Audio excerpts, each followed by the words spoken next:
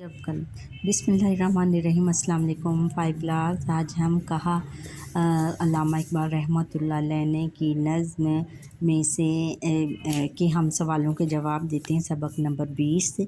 अल्लामा इकबाल रहमतुल्लाह अलैह ने किस बात का चर्चा किया? अल्लामा इकबाल रहमतुल्लाह अलैह ने मुल्क व मिल्लत का चर्चा किया।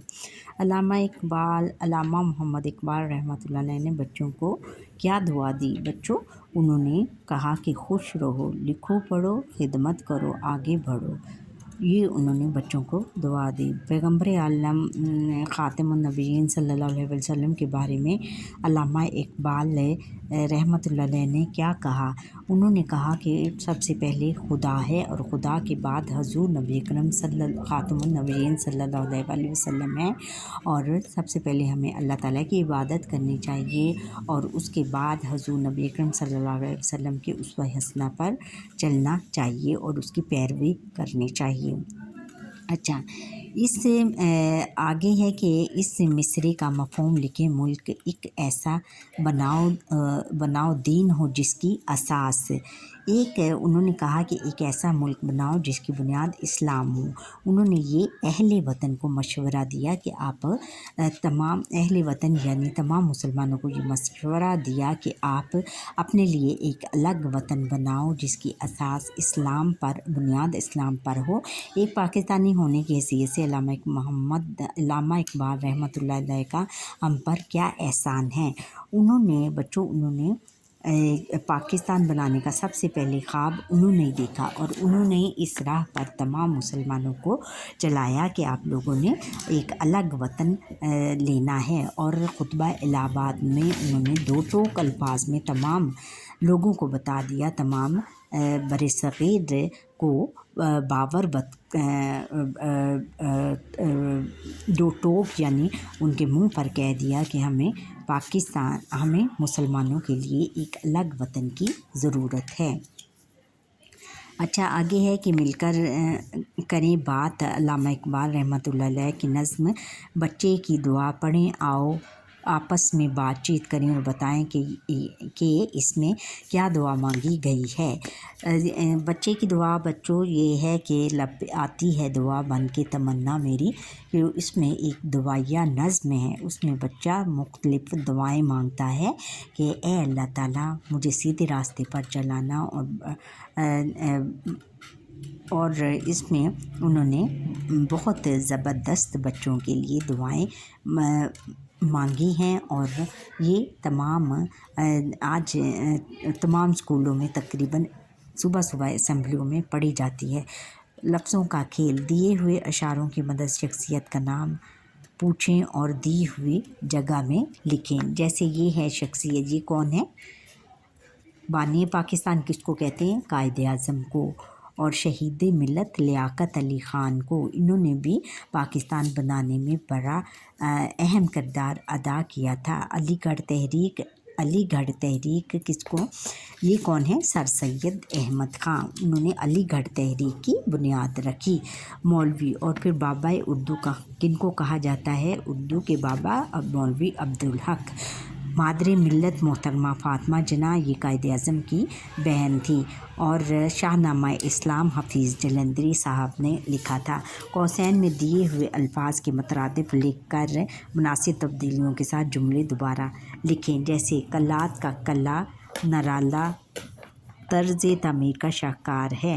नराली तर्ज़ तहज़ीब का नराला नहीं आना, इधर नराली आना है। और अनोखी, इसका मुतरादिफ क्या है? अनोखी।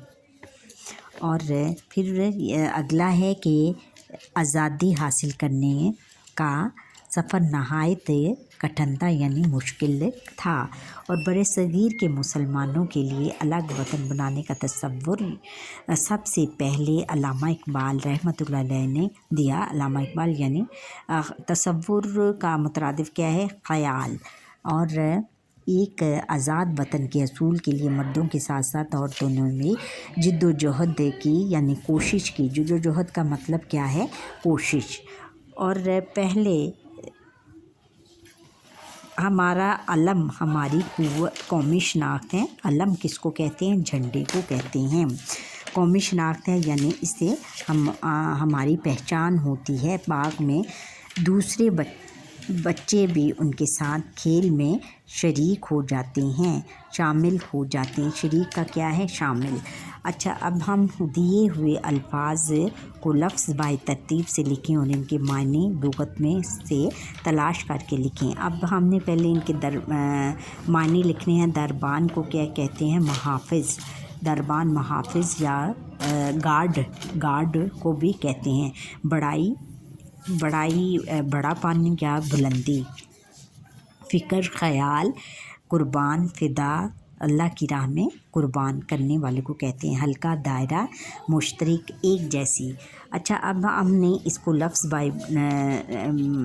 بائے لکھنا ہے۔ لفظ بائے کیسے لکھیں گے؟ بڑائی، حلقہ، دربان، فکر، قربان اور مشترک۔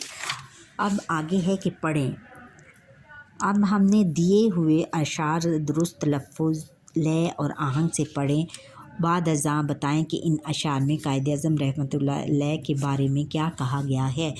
اس پاک وطن کا تو رہنما ہے اور بھی رہبر تو ان سے بڑا، ان سب سے بڑا ہے اے قائد اعظم، اے قائد اعظم۔ باطل کے مقابل کس شان سے آیا، کافر کو پچھاڑا، غاصب کو گرایا، اے مرد مجاہد، اے اللہ رہے دم خم، اے قائد اعظم۔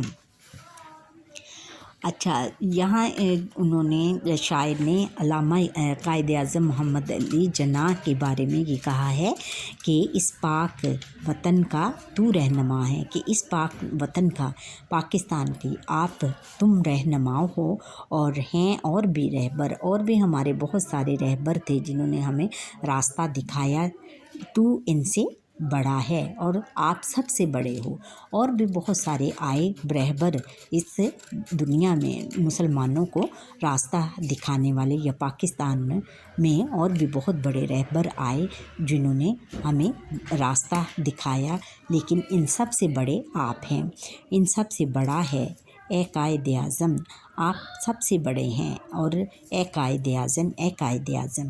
باطل کے مقابل کس شان سے آیا، اور آپ کافر کے مقابلے میں کس شان سے، بڑی شان و شوکت سے آئے، کافر کو پچھاڑا، غاصب کو گرایا، کافر کو جھنجھوڑ کر رکھ دیا، اور غاصب یعنی ظلم جو قبضہ، غاصب یعنی غالب آنے والے کو گرا دیا۔ آپ نے جو غالب تھے اس مملکت میں، جو حکمران تھے، ان کو آپ نے گرا دیا، ان کو ان کے ساتھ ڈٹ کر مقابلہ کیا۔ اے مرد مجاہد، اے مرد مجاہد، بڑا، اے مرد مجاہد، تیرے جیسا مجاہد کوئی بھی نہیں ہے، اے اللہ رہے دم خم، اور تیری دم خم، اللہ رہے دم خم، اللہ تجھے دم خم ہمیشہ رکھے اے قائد اعظم، اے قائد اعظم۔ کچھ بچوں کے لیے علامہ اقبال کی نظموں کے موضوع پر 10 جملے لکھیں۔ اچھا، ڈاکٹر محمد علامہ اقبال نے سب سے پہلے پاکستان کا خواب دیکھا۔ انہوں نے اپنی شاعری کے ذریعے نہ صرف بڑوں کو، مسلمانوں کو، بلکہ بچوں کے لیے بھی انہوں نے بہت ساری نظمیں لکھیں۔ مثلاً گائے اور بکری، ہمدردی، مکی اور مکڑا، اور گلہری اور پہاڑ اور گلہری اور تارک کی دعا، یہ سب نظمیں انہوں نے بچوں کے لیے لکھیں اور بہت پیارے، اور بچے ان کو آج بھی بچے اس کو بہت شوق سے ان نظموں کو پڑھتے ہیں اور یاد رکھتے ہیں، اور ان پر بہت زیادہ بچوں ٹیبلو اور بہت زیادہ شوز اور ٹیبلو کرتے ہیں، اور اس پر ان کو یاد کرتے ہیں اور بہت زیادہ ان پہ جھومتے ہیں۔ اچھا بچوں، یہاں پر ہی ہمارے آج کے لیکچر کا وقت ختم ہوا۔ آپ مجھے لائک کریں، سبسکرائب کریں اور بیل آئیکن پر کلک کریں، اور کمنٹ کرنا نہ بھولیے گا۔ اللہ حافظ۔